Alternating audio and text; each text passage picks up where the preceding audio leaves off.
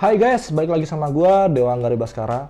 Kali ini gua mau nge-review case PC dari brand Montech teman-teman. Jadi lebih tepatnya itu Montech R1000 Lite. Untuk di pasaran itu ada dua versi ya teman-teman untuk casing ini. Jadi yang ada di studio gua ini itu yang versi Lite-nya teman-teman. Ada versi yang agak lebih mahalan, itu yang versi kalau nggak salah yang premium ataupun yang RGB gitu teman-teman. Jadi untuk perbedaannya itu ya bedanya cuman yang versi Lite fan case-nya itu tidak RGB, kemudian yang versi premium atau yang RGB itu yang fan case-nya ada RGB-nya. Untuk selisih harganya sekitar 200-300 ribuan lah teman-teman. Jadi untuk harga casing ini itu sekitar 700 ribuan lah. Teman-teman mungkin bisa cek di marketplace kesayangan teman-teman. Untuk airflow-nya, casing PC ini tuh udah nggak perlu diraguin lagi teman-teman. Jadi casing mesh itu pasti airflow-nya udah pasti bagus gitu teman-teman. Untuk di bagian depan, front plate dari casing ini itu sudah mesh ya teman-teman. Jadi untuk angin itu lebih mudah masuknya teman-teman ke dalam si casing PC ini. Kemudian untuk dust filter di casing 700 ribuan ini udah ada dust filter di bagian depan, atas, dan di bagian bawah, di bagian PSU bagian bawah. Untuk mekanisme membuka dari dust filternya itu cukup mudah ya teman-teman. Cukup teman-teman tinggal tekan bagian atas dari dust filternya, kemudian teman-teman tinggal tarik ke atas, kemudian teman-teman bisa langsung bersihkan. Kalau udah dibersihin tinggal dipasang lagi, itu udah gampang banget teman-teman, simple banget. Kemudian dust filter di bagian atas itu menggunakan mekanisme magnetik ya teman-teman. Jadi teman-teman kalau udah ngebersihin ataupun mau ngebersihin itu tinggal taruh aja, itu udah pasti lengket teman-teman karena magnetik itu tadi. Kemudian di bagian bawah untuk mekanisme dust filternya itu sistemnya tarik bukan magnetik ya teman-teman. Jadi untuk cara ngebukanya itu tinggal ditekan ke bawah kemudian tarik ke belakang, jadi udah kebuka. Sesimpel itu teman-teman.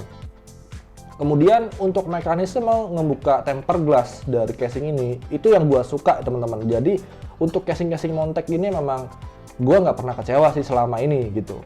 Jadi untuk mekanisme ngebuka tempered glassnya itu bukan menggunakan mekanisme baut ya teman-teman. Jadi dia menggunakan mekanisme engsel dan magnetik. Jadi untuk ngebukanya di sini udah dikasih kayak pita gitu ya teman-teman. Jadi teman-teman tinggal tarik aja si tempered glassnya udah langsung kebuka. Kemudian kalau teman-teman pengen narik atau ngebuka si tempered glassnya ataupun mau dipindahkan tempered glassnya, itu teman-teman tinggal diangkat ke atas aja teman-teman. Karena sistemnya engsel itu gampang banget dan resiko untuk pecah itu sangat minim banget sih teman-teman ketimbang pakai yang versi baut gitu teman-teman. Oke, kita langsung masuk ke bagian dalam ya teman-teman. Untuk dalam paket penjualannya itu sudah disertakan beberapa kelengkapan ya teman-teman. Jadi untuk kelengkapannya di sini itu ada kayak manual instruction, kemudian ada box aksesoris. Biasanya ini box aksesoris ini isinya kayak baut-baut hard disk, kemudian baut-baut untuk mainboard, kemudian kabel tis gitu, standar teman-teman.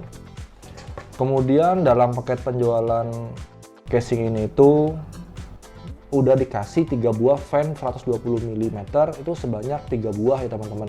Jadi konfigurasi bawaannya itu 2 fan case 120 mm, 2 buah itu ada di depan, kemudian 120 mm 1 buah itu ada di bagian belakang, settingannya itu exhaust. Kemudian untuk di bagian PSU cover itu di sini ada emboss Montech ya teman-teman. Kemudian untuk PSU cover ini udah bolong ya teman-teman. Jadi casing ini bisa mengekspos power supply mahal dari teman-teman gitu. Di casing Montech R1000 Lite ini mensupport storage sebanyak 4 buah ya teman-teman. Untuk konfigurasinya itu 2 buah storage 2,5 inch, bisa ditempatkan di bagian samping. Itu udah terdapat bracket, jadi teman-teman tinggal pasang aja hard disk storage-nya 2,5 inch-nya di bracket itu. Kemudian jika misalnya teman-teman mau nge-show off atau mau memamerkan SSD teman-teman, bisa ditempatkan di bagian depan dari casing ini teman-teman. Jadi di situ sudah disediakan slot untuk menaruh SSD-nya. Cuman untuk estetika enakan ditaruh di bagian belakang aja teman-teman, karena bakalan mengganggu perkabelan gitu kalau ditaruh di bagian depan. Kemudian untuk hard disk storage yang 3,5 inch itu bisa ditempatkan di bagian bawah di dalam cover PSU. Itu bisa ditempatkan harddisk sebanyak 2 buah, dimana untuk konfigurasinya itu bisa ditempatkan SSD ataupun HDD di situ. Jadi untuk harddisk yang pertama itu bisa dimasukkan ke dalam slot harddisknya, kemudian untuk harddisk kedua bisa ditempatkan di bagian atas dari slot harddisk yang pertama, teman-teman. Kita lanjut ke bagian dalam lagi, di bagian aksesoris. Ya ini menurut gua aksesoris ya. Di bagian ini menurut gua ini sangat niat banget ya, dengan casing harga 700 ribuan kita sudah disertakan namanya rubber grommet. Jadi fungsinya di sini itu dia kayak bikin rapih aja. Ketika ada masuk kabel ke bagian mainboard itu rapih ketutup dengan si karet ini, teman-teman. Biasanya untuk casing harga 700 ribu rubber grommetnya itu ngawur, teman-teman. Jadi tipis terus gampang meleot. Jadi pas ketika teman-teman masukin kabel powernya ke mainboard itu suka ketarik-tarik dan copot gitu, teman-teman. Jadi bukan bikin estetik, malah bikin ribet gitu. Tapi untuk di casing ini rubber grommetnya itu kaku teman-teman. Jadi nggak gampang meleot gitu. Jadi pas teman-teman masukin kabelnya itu bakalan rapi banget, bakalan ketutup itu sela-sela dari si kabel powernya itu. Menurut gua 700 ribu casing kayak gini worth it sih gitu. Kemudian kita lanjut ke bagian selanjutnya. Di bagian slot VGA untuk casing ini itu dia menggunakan mekanisme baut ya, teman-teman. Jadi kalau untuk ngebuka dari slot VGA-nya, teman-teman tinggal dibaut aja. Kalau udah nggak kepake tinggal ditutup aja terus kemudian dibaut. Jadi meminimalisir ada serangga masuk ke dalam si casing. Beda sama kayak Montec Air punya gua gitu. Punya gua mekanisme untuk ngebuka dari si slot VGA-nya itu mekanismenya masih dipotek, teman-teman. Jadi kalau misalnya udah nggak kepake ya udah bakal bolong gitu aja, dan itu bakal memperbesar resiko serangga yang masuk gitu. Bahkan tikus juga bisa masuk. Bahaya kalau sampai tikus bisa masuk, ngegigit-gigitin semua kabel yang ada di dalam. Kemudian kita lanjut ke bagian front case panelnya, teman-teman. Untuk front case panelnya itu di sini ada 3 buah USB, di mana ada 1 buah USB 2.0, kemudian 2 buah USB 3.0, kemudian ada 2 jack audio 3,5 mm dan audio dan headphone.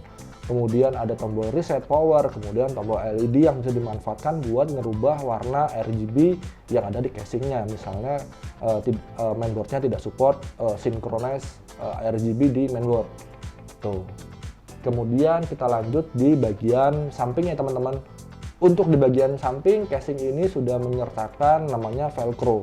Jadi teman-teman bakalan cukup mudah untuk memanage kabel yang ada di bagian samping ini karena sudah dikasih dalam paket penjualannya itu velcro, teman-teman. Jadi teman-teman lebih mudah aja lah gitu.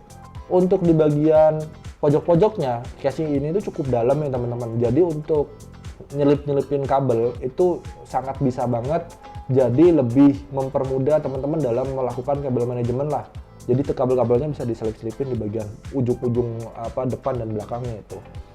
Kemudian jarak antara casingnya dan penutup casingnya itu untuk casing ini tuh cukup luas ya, teman-teman. Jadi bakal meminimalisir adanya kayak cembungan dari bagian samping casingnya gitu karena ketertekan si kabel gitu. Jadi bakal meminimalisir banget sih karena jarak antara casing dan penutupnya itu lumayan jauh. Jadi ada beberapa jeda, beberapa senti buat kabel manajemen.